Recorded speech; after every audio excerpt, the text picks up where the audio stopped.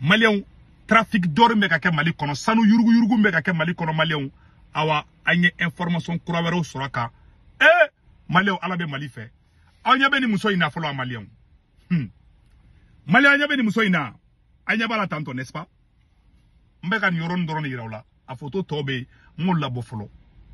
Maliens ni muso mu fleni ni to de ko Mariam Diallo ni muso inde beka Mali servi de renseignement na marché bi ni muso yi Mali sanu munu chwena kala bo arabo ni munu ni Mali beka trafic ke Maliens ma fara ngo Modibo Kone bala Modibo Kone Assimi Goïta Batulu Nyang ni muso yi Maliens ni muso yi pisane beka teme Batulu Nyang kambi jaka Mali kara muso tay Maliens ni muso mu fleni ni le to ko Mariam Diallo décision min tara ko ka to ka citernu filmer ni muso yi ne ba ko fe décision chama beta Mali servi de renseignement na bi a chama bebo ni muso indela Modibo Kone ka conseillère de do awa sunguru de fanado atoko ko Mariam Diallo Maliens mena révélation flana mun kesanno John de Mariam Diallo yi yara nga sanu shwena anga sanu mun shwena aéroport mi yira fo jatke wale mogo tarakata avion yira mena photo yira la Maliens révélation be bide anga ni vidéo la jefolo mena révélation bi vidéo to de ko film terminé Maliens mena mu yira la bi aw da bali benaba voilà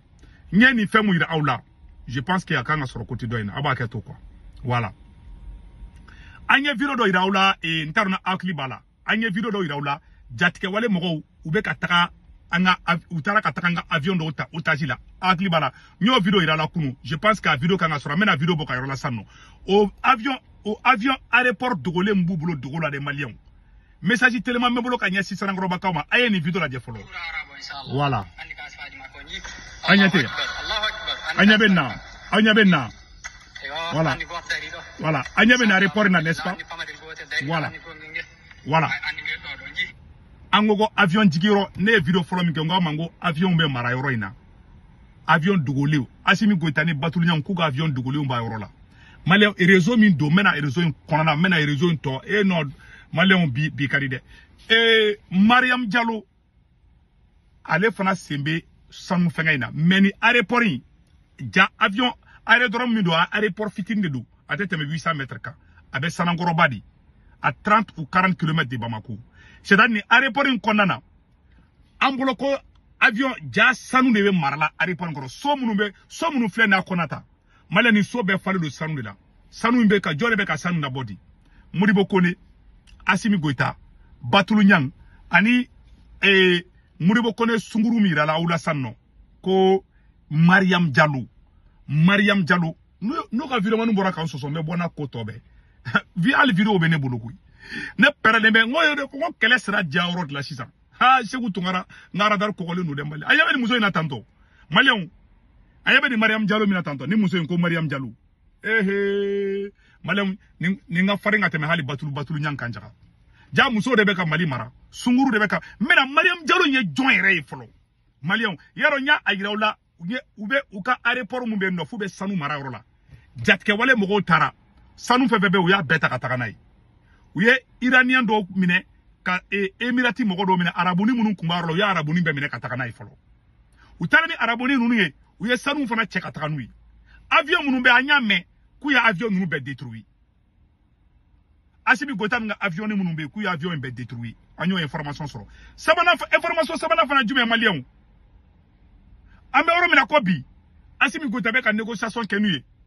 jatike wale mogo ko 17 milliards ou kala ka foko ka do fara war ka obe tremel de labi parce que u ka sanu de be mogo nbulu mogo nunu be sanu soro be war soro be tla ka ta marfata ka Mali kele Mali janfale de du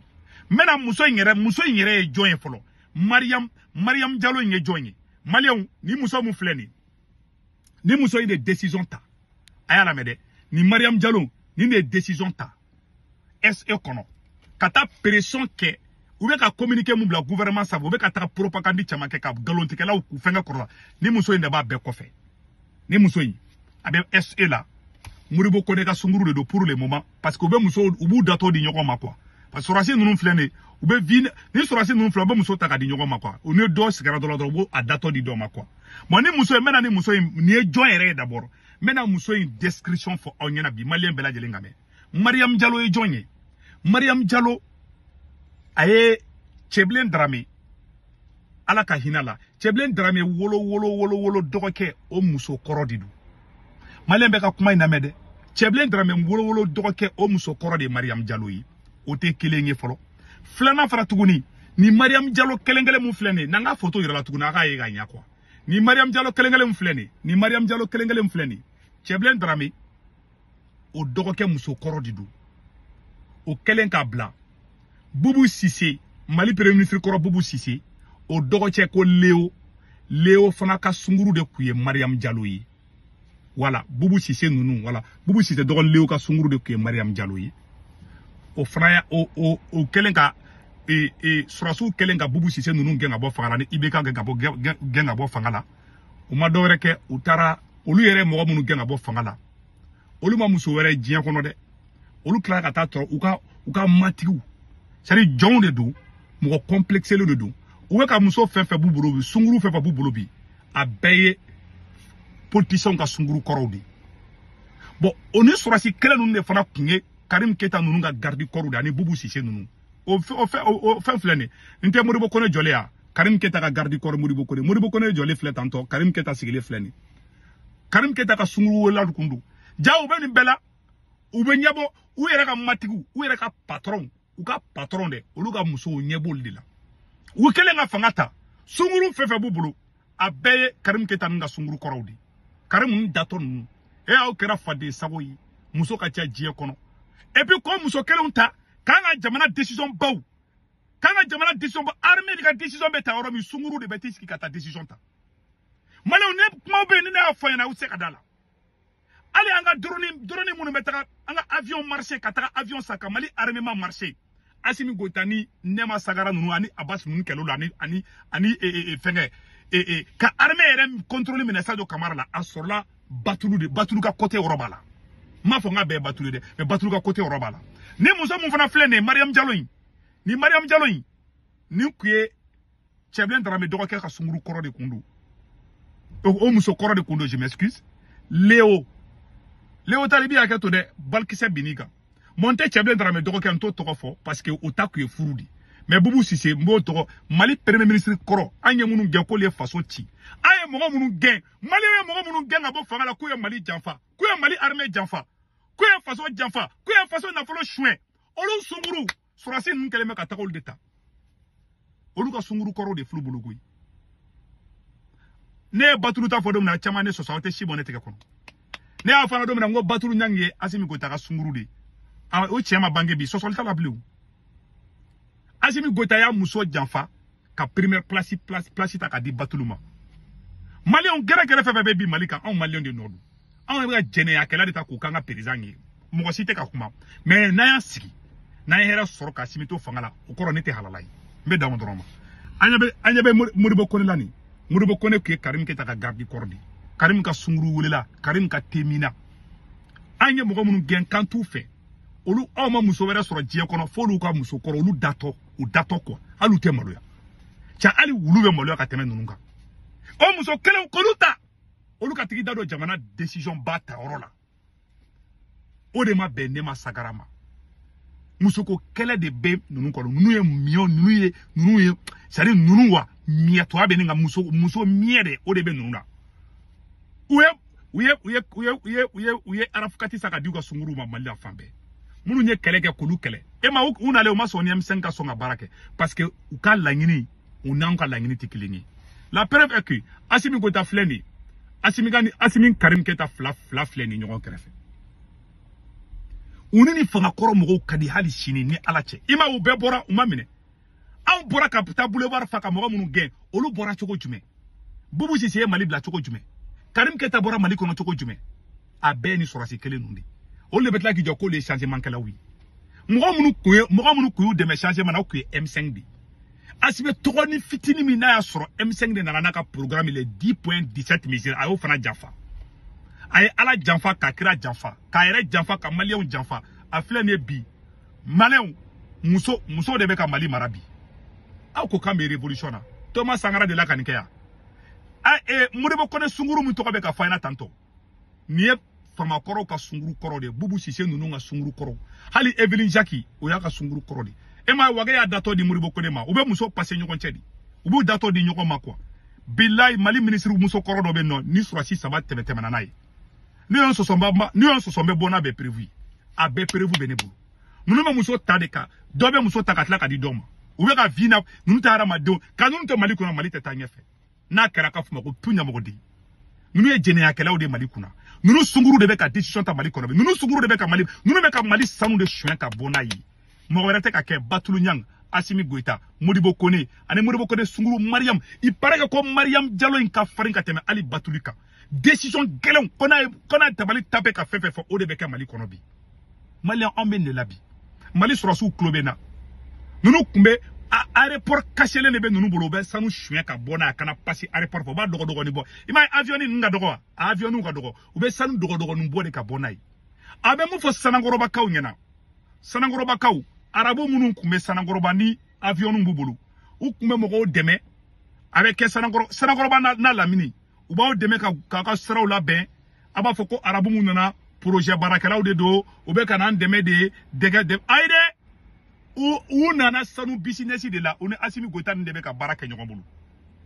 Assimi Goïta nga aéroport dogolé ka dogo malien na ka Mali sanu chouin ka ta fere ka war cloud nyoko che ou be kele me ka ta so sa Turquie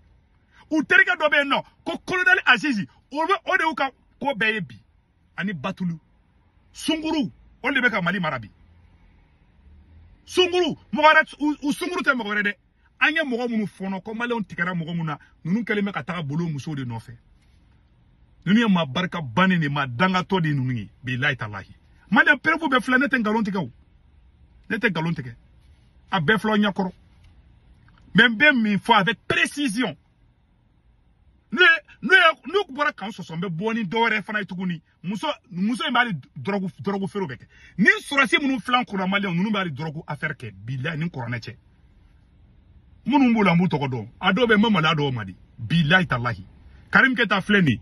ayate Karim Keta jole flene Modibo Kone flena kungulun kerule no wage fana fla ko fe nunu ke Karim ka sakita la di ayato la utule de ne Karim ko nunu ko matuku Karim ko ka Karim ga samara joshi M5 de kelenga keleke aye fangata ayo chuno ala bisa ka baraka do la